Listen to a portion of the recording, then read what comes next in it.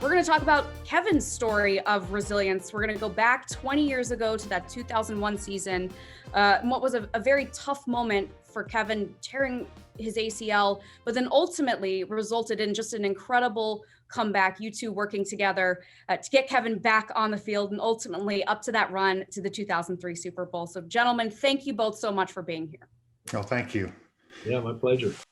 So, Kevin, let's start with you and go back to 2001. What do you remember about that game, that moment when the injury occurred? Well, going into that game, we had won the opening game of the season, but then after that had gone on a little bit of a losing streak where maybe sixth or seventh game into the season, I believe. And we were on the road against the Washington football team, and we're doing great. In the first half, we were running all over the place with Tim Biakabatuka. The offensive line was firing all cylinders. We were getting ready to run a play. And one of my former compadres on the offensive line actually jumped off sides. So as soon as the ball was snapped, the play was blown dead. And just in that moment, I was going against Big Daddy Dan Wilkinson from The Ohio State University, and just something just kind of popped. There was no pain.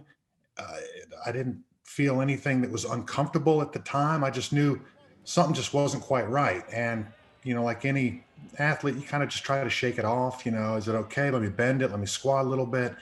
And it didn't feel like anything that had ever happened to my body before. And after 10 seasons in the NFL, you kind of gotten dinged up all over the place. You just have a little bit of a doctor's degree and in health, because all the different treatments and injuries you sustain and rehab, everything you go through, there was something I hadn't experienced before. So it was kind of weird getting injured on a no play. So many times I got dinged up in games or after games and getting checked by doctors, and the doctors grab and pull and poke and prod and do all these different things. And they kind of look at each other, and, you have this kind of quiet confidence, like they've got it under control. And this time when Dr. Connor went to feel my knee, did one of the tests. I think it's called a drawer test. You kind of pull it, and there was some laxity there.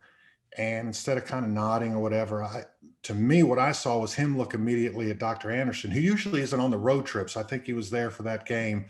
And they both kind of gave each other a look. And I was like, oh man, this is more serious than I thought it was. And ended up tearing my ACL. And, for me, it was kind of a shock at the time, because I'd never had any major injury during a season where suddenly when you hear ACL, the season's over. Here's Kevin Donnalley, a big free agent with our organization. He's a 10 or 11, I forget how many years, 10 or so year veteran, one of the best players on our team, tears his ACL. And he's also, and don't tell him I said this, but he's also a pretty smart guy. Well, he said that he considers himself, he has an honorary doctorate, right? He said that himself a few minutes ago. I think KD, MD, I think is what it is. He did his own research, and he looked into it himself, and he also had a decade or so worth of experience behind him. He had been surrounded by really good team doctors at his previous teams. I think he previously was with Miami before he came with us. And he went around and he talked to other doctors, talked to other players, and went to one particular doctor for a second opinion, and kind of put him on the spot. Said, "Hey doc, what about this? What about that?" At the end of the day, he came back and he said, "Hey doc, I want you to take care of my knee," which was really a vote of confidence. And I said, "Look, bud, we'll do a real good job, and I'll do my job, you'll do your job, therapy will go well, and it'll be a team effort, and get you back out there." So, how did you both handle the emotional part of it? Kevin, for you specifically, like you said, when you hear that word, that means a season, especially at that time. I think the real emotional toll started to take place after I had the surgery, and 2-3 weeks after that, when it started to feel pretty good and the team's still playing, and they're probably like 1-9, 1-10 during that 2001 season. And, when things are good, you don't want to miss out. But when things are going tough, you want to be there with your buddies. You want to be there with your teammates. And, I felt like I was on the outside looking in, because Dr. Connor knows, and Kristen, this, everyone's on that train to go to get to the playoffs and hopefully get to a Super Bowl. And that is the season. That's what you sign up for. And when there's injuries, you take stops and guys get off along the way. The next season came back, I had to earn my way back in. I can tell that story in a minute. But 2 years later, we drafted Jordan Gross.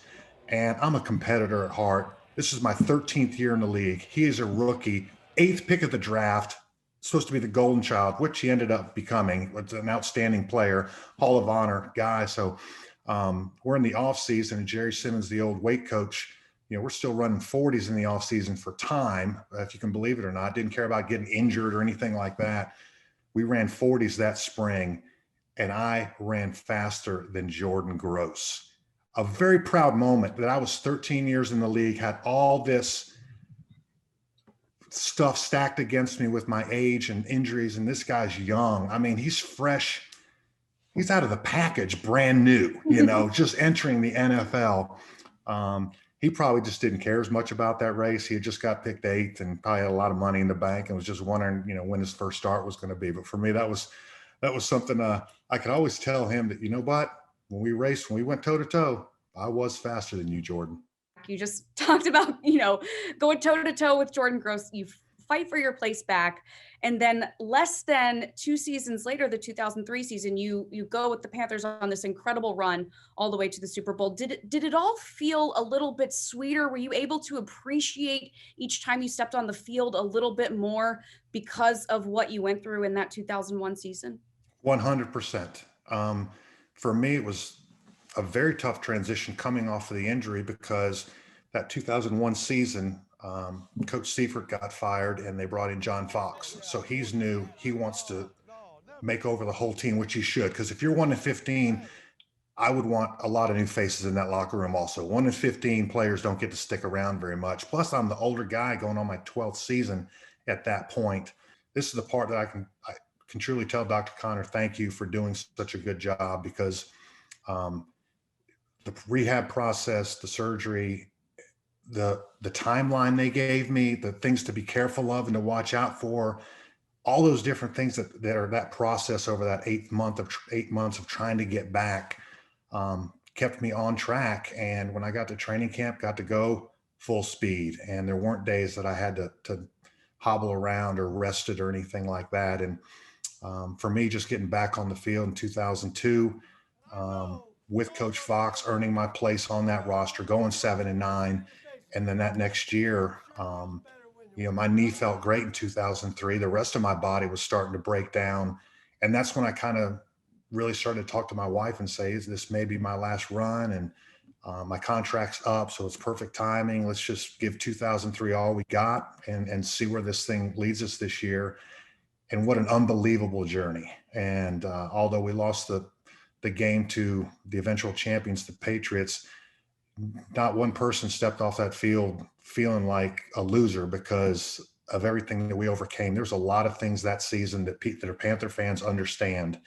And to be able to get to that game and then go toe to toe with the greatest quarterback of all time, it was a great journey. And to walk off that field and to physically feel okay from it, and especially not have any other issues or problems with the knee, it was, I'm thankful today. Like I said, it's the least of my concerns right now. And that's the biggest compliment I can give you, Dr. Connor.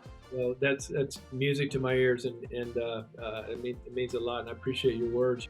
Thank you both so much for letting me listen in and sharing these stories with everyone. This was just incredible. I thank you both for the time. Thank you very much. Good to talk to you, Kev. Take care, Dr. Connor. You got it.